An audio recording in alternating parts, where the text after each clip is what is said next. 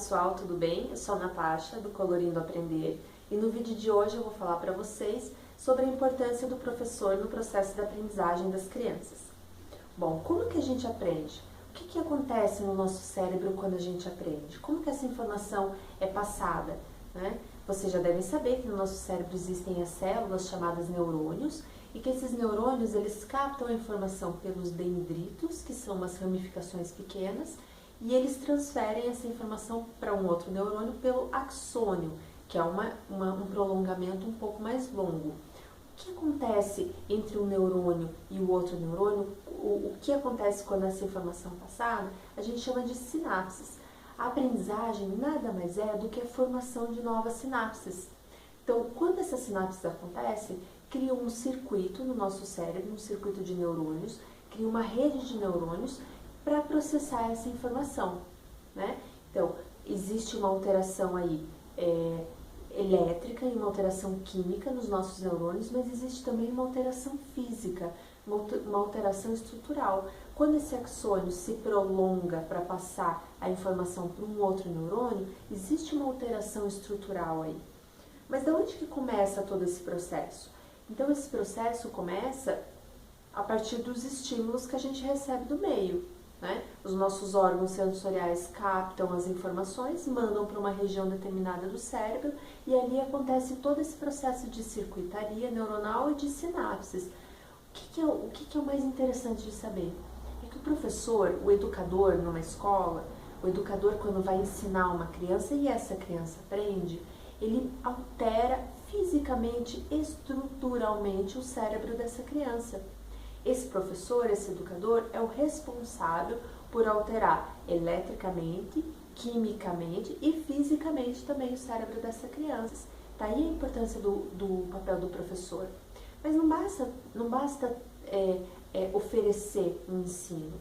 Esse ensino precisa ser um ensino rico, precisa ser um meio com muitos estímulos, um meio com estímulos muito ricos que abranjam vários órgãos sensoriais.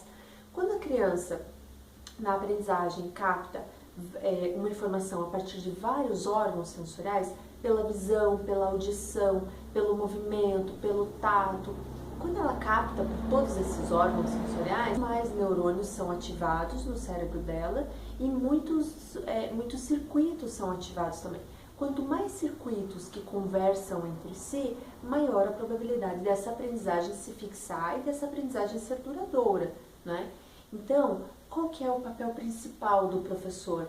É oferecer um ensino em que esse aluno seja capaz de aprender por várias vias, né? E que seja um ensino rico em estímulo. Não basta que esse ensino tenha estímulos, o que é importante saber é que esses estímulos precisam ser significativos para essa criança.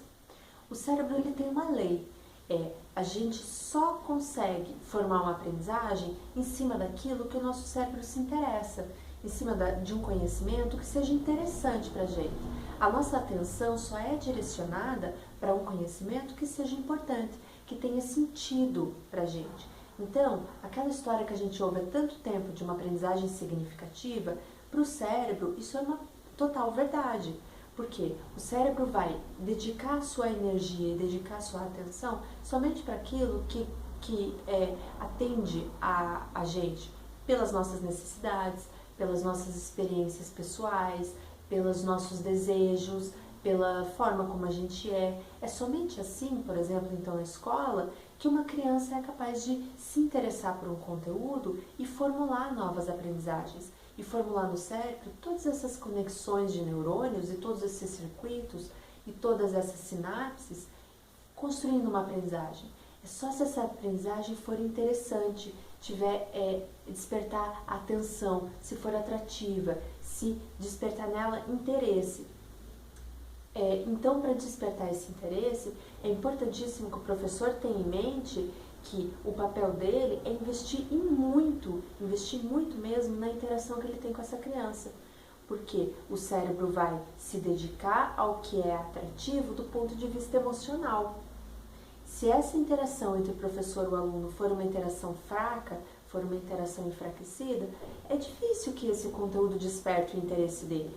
É difícil que esse conteúdo, que essa criança vá dedicar atenção a esse professor. Esse vínculo precisa estar muito forte, precisa ser um vínculo emocional com bastante proximidade, com bastante contato, para que esse professor ganhe essa confiança desse aluno, desperte os órgãos sensoriais dele, essa informação seja captada por essa criança, vá para as regiões do cérebro correspondente, façam as sinapses, construam conexões e só assim construir a aprendizagem.